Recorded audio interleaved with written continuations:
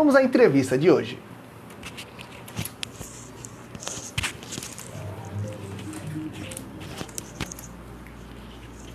E quem está aqui comigo no estúdio da Jovem Pan Araçatuba é a enfermeira Gláucia Balieiro, que está aqui para falar de cicatrização de feridas, ela que é especializada nessa área. Gláucia, bom dia e muito obrigado por atender ao meu chamado para vir aqui falar deste tema relevante. Bom dia a todos. Eu que agradeço, Marcelo, a oportunidade. Vamos lá. Quero começar já de forma direta. Qual é a importância do manejo correto de ferida? Bom, o manejo, a palavra é um pouco estranha, né? Mas na verdade é o que faz toda a diferença no sucesso da cicatrização da ferida. O que a gente nota é que tem muitas pessoas que têm feridas há anos e é muito comum a pessoa às vezes usa a melhor cobertura mais cara, a alta tecnologia, porém quando mal conduzida no momento errado, ela acaba não servindo de nada.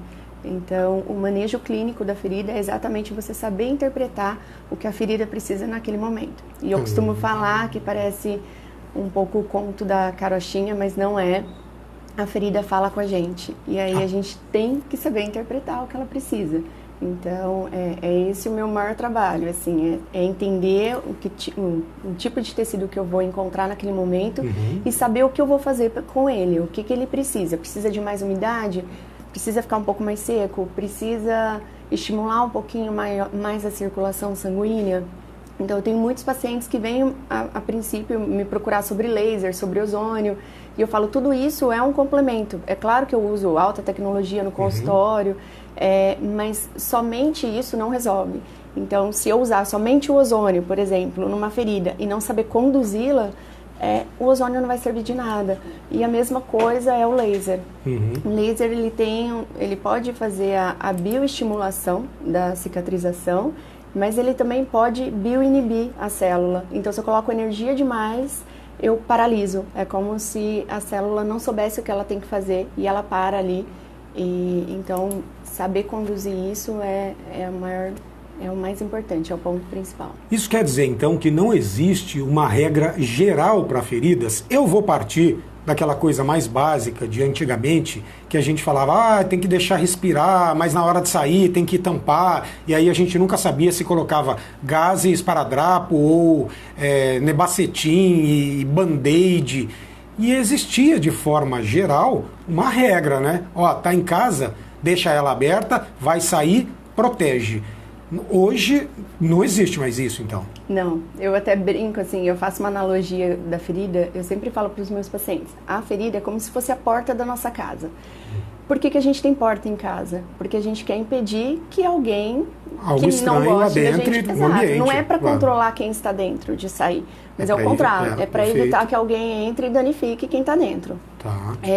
A ferida age da mesma forma. Então, assim, a ferida é a pele rompida, que é uma porta aberta. Então, se eu não protegê-la, eu vou permitir que entre substâncias boas, substâncias ruins, né? Então, na grande maioria, as ruins, porque entra a poluição, a sujidade e tudo mais. E não, a ferida não tem pulmão, então ela não precisa respirar. Perfeito, ótimo. E pulmão é só o dono da ferida. Bom. Então, ela não precisa respirar. A cobertura, o curativo, ele serve exatamente para trazer a umidade correta. Então, a ferida que tem muito exudato, que as pessoas conhecem como secreção. Essa palavra não é... técnica, tá? Exato. Se ela tem muita umidade, e aí eu preciso controlar essa umidade, porque a ferida muito úmida, ela não fecha, e se ela ficar muito seca, ela também não vai fechar. Então, por isso que o curativo é importante para trazer esse equilíbrio, esse controle. Então, tem que pensar o tratamento de forma específica e individualizada. Totalmente individualizada. Individualizada até porque depende da ferida, depende do local da ferida, depende da condição daquele ferimento. Sim. Você leva em consideração muitos critérios para definir qual é o melhor tratamento. Sim, e é importante também você ver o paciente como um todo. O paciente não é uma ferida. Né? Ele é só o portador de uma ferida. Então, isso inclui também os exames laboratoriais, que pouca gente fala sobre isso. Então, por exemplo, se eu não tenho um aporte adequado de oxigênio, como que eu quero cicatrizar a ferida. Então é importante, eu sempre falo assim, a primeira consulta, o meu atendimento não se trata apenas de curativo. Eu não troco curativos, eu analiso. Perfeito. Então, tudo começa com uma primeira consulta. Então, a minha primeira consulta leva cerca de 1h30, porque eu preciso entender a história clínica do paciente. Faz a anamnese. Então eu peço para levar todos os exames anteriores. E também é importante, Marcelo, dizer que tem coisas que fogem no meu controle. Então, por exemplo, é muito comum eu indicar o paciente para um nutricionista, porque eu preciso de aporte, por exemplo, na maioria das vezes, aporte proteico aumenta da ingesta hídrica, que é o líquido. E aí, por exemplo, se eu tenho um paciente que tem insuficiência renal, né? Eu não posso dar muito líquido, eu não posso falar, olha, aumenta a ingesta hídrica. Perfeito. E eu também não posso sobrecarregar o rim do paciente dizendo, olha, coma mais proteína. Então, eu preciso também de um nutricionista, eu preciso de um vascular. Então, eu sempre encaminho o paciente para o cirurgião vascular ou para o médico. Às vezes a gente tem resistência de paciente, mas é importante conduzir o paciente para que contextualizar que ele precisa de uma equipe multi. Não sou eu sozinha que vou resolver isso. Perfeito, né? Perfeito. E aí, mais especificamente, a gente está falando aqui, o pessoal está me perguntando, de que tipo de ferida? Desde uma ferida pequena a uma escara, por exemplo, de diabéticos que têm uma dificuldade de cicatrização. Que tipo de ferida os pacientes mais chegam ou com mais frequência ao seu consultório para pedir auxílio no tratamento? Para mim, chega quando já tentaram de tudo e nada resolveu.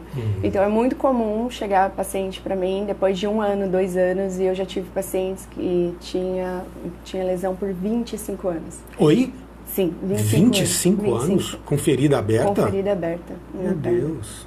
E aí, assim, existe todo um sofrimento também, né? Imagina. Que não é só do paciente, que é da família também, né? Mas geralmente eles chegam para mim quando eles já tentaram de tudo. Então, o pó de café, o álcool 70, porque vou lavar a ferida com soro. Não, lavo com álcool 70 que é para matar tudo. Tem de tudo. Você tá brincando? Pó de café? Sim, mel que é seríssimo até por conta do botulismo, né? Meu Deus! O risco de botulismo, mas acontece. Eu já ouvi falar que tem gente que coloca ovo na ferida. Ovo. Porque a clara teria proteína para ajudar a recompor. Se a gente parar para pensar assim, que tem albumina, tem a proteína, mas... Pode até fazer sentido, mas não é assim que as coisas funcionam. Não é assim, ainda mais na forma in natura, né? Sem Meu estar Deus, estéril, nada. E a lesão, a ferida, se ela tiver irrigação sanguínea, e aí algo de errado cair, na corrente sanguínea, o paciente pode ser hospitalizado por conta disso. Então, tem paciente que vai a óbito por conta de uma ferida mal tratada, mal conduzida. Isso é muito importante que você diga, porque, de forma geral, a gente ouve falar de pequenas feridas, às vezes de unha, às vezes no dente, que acabam evoluindo, né, e chega numa septicemia, enfim. Uma pequena ferida mal tratada, como você disse, é uma porta de entrada que pode levar a algo mais sério, não é? Pode. Isso é muito comum acontecer. Caramba. É que a gente, infelizmente, acaba não ouvindo falar sobre isso. Mas quem é da área da saúde, quem tem vivência hospitalar, a gente percebe que isso é muito comum, infelizmente. Ainda falta informação mesmo. As pessoas não sabem a quem procurar, a quem recorrer. E eu sempre brinco que é uma brincadeira, mas, enfim, eu falo que os pacientes que têm lesões, eles se escondem. Então, são pacientes que eu nunca vou encontrar no supermercado. Entende? Sim, porque quem vai ao supermercado com um uma curativo? ferida aberta, Só se eu bati na porta, bati o cotovelo, aí eu tô ali com um band-aid, tô com um curativo simples, eu vou.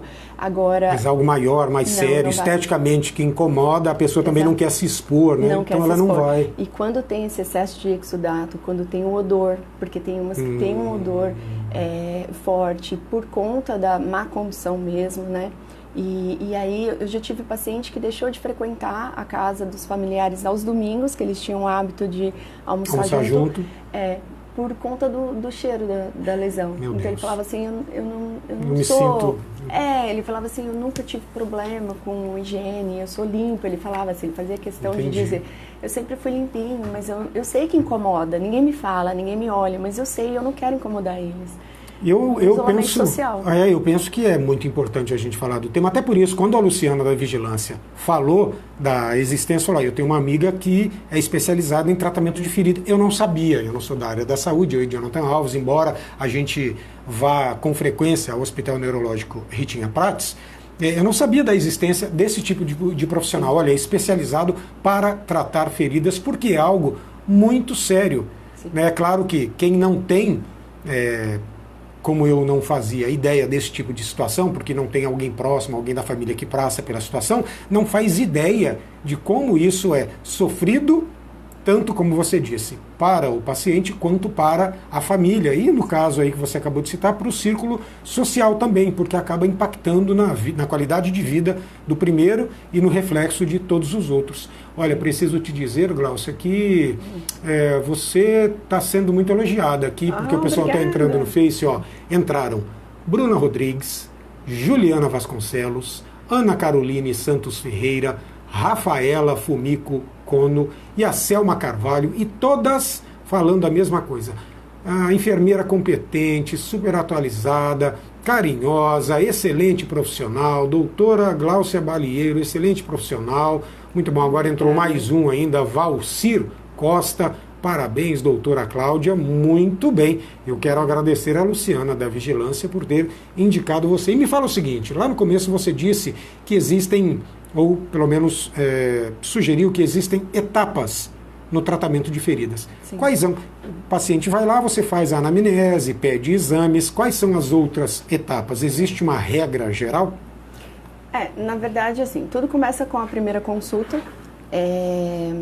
E aí, depois da consulta, eu avalio os exames. Então, se o paciente tem algum exame disponível, eu já avalio a partir daquele. Se são muito antigos, eu já sei pelo menos direcionar. Olha, você vai precisar procurar um médico, você vai para o nutricionista, eu consigo direcionar melhor o paciente. O segundo passo é ir para a salinha de procedimento, que é ao lado, para eu avaliar a lesão. Perfeito. Então, assim, eu faço a avaliação numa sala à parte. E aí eu preciso saber que tipo de tecido que eu vou encontrar. Então, se eu vou encontrar um tecido de necrose, tem o estágio, né, do tecido de necrose. Então, é muito comum o paciente falar, ele já está secando, ele está sequinho, tem a casca. E nós brasileiros acostumamos a dizer que se tem a casquinha é porque está cicatrizando, né? Isso não é? Não exatamente. Caramba, idiota, então, tá tudo errado.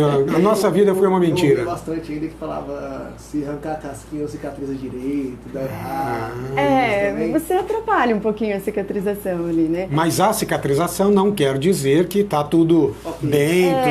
Aquela casquinha que a gente está acostumado, eu tenho um filho pequeno, então aquela casquinha que o filho machuca e tal, aquilo é uma cascata de coagulação, então tá tudo bem, aquela ali é superficial, então ela vai, assim que ela cair, porque a pele já foi regenerada, já está pronta.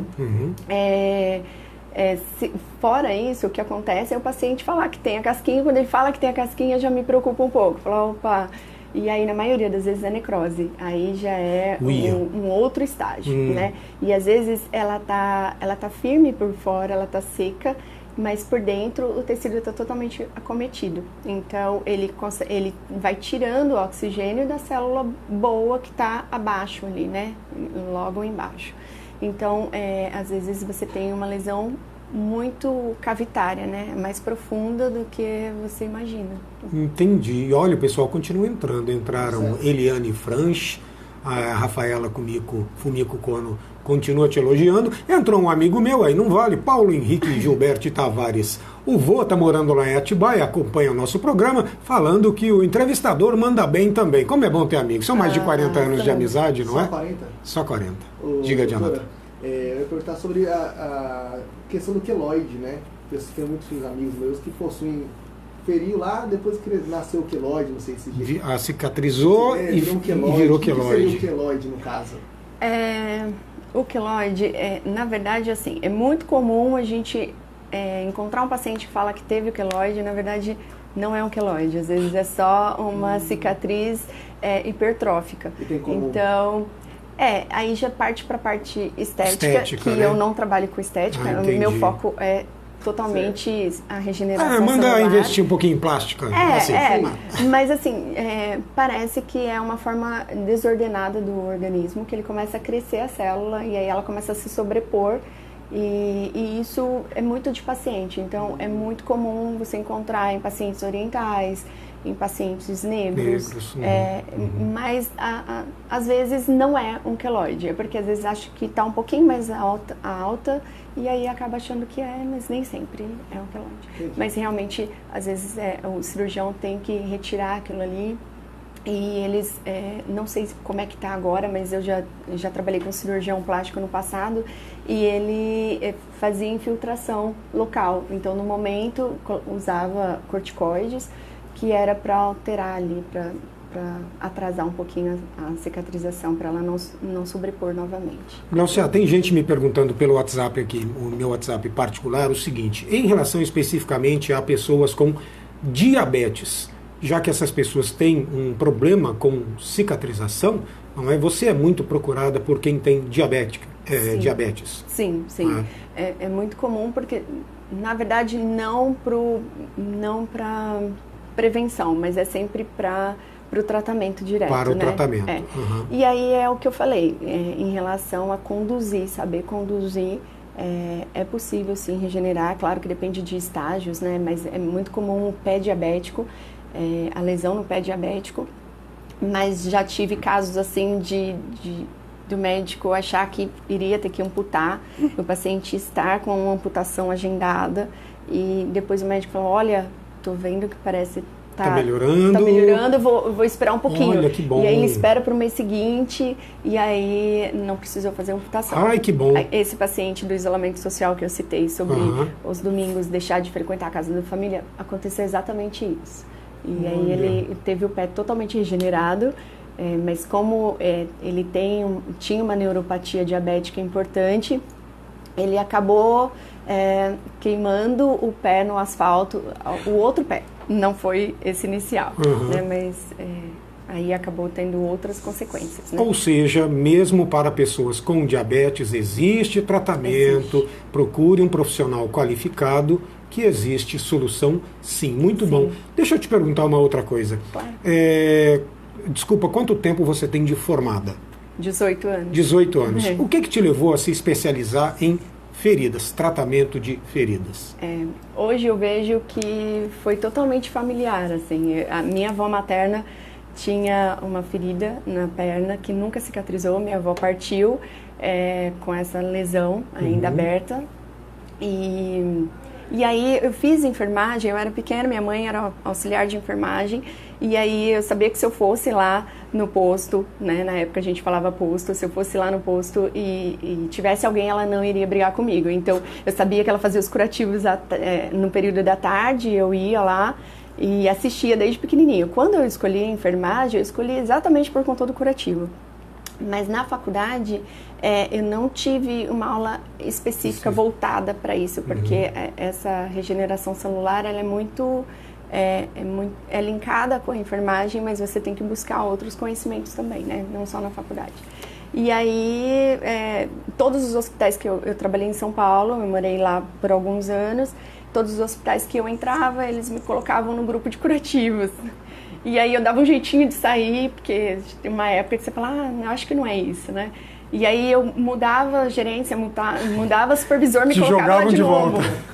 E aí depois, quando eu vim pra cá, foi uma história bem complicada, não queria vir, e aí eu me encontrei. Eu falei, é isso, é por isso que eu tô aqui, entendeu? São as lesões, eu amo, hoje eu faço o que eu realmente amo. Eu brinco que se eu ganhar na Mega Sena, eu vou continuar trabalhando com cicatrização de feridas, porque eu realmente gosto do que eu faço. Que legal. E olha, a Rafaela Fumico Kono, que está participando bastante hoje, muito obrigado, viu, Rafaela? Interação para a gente é muito importante.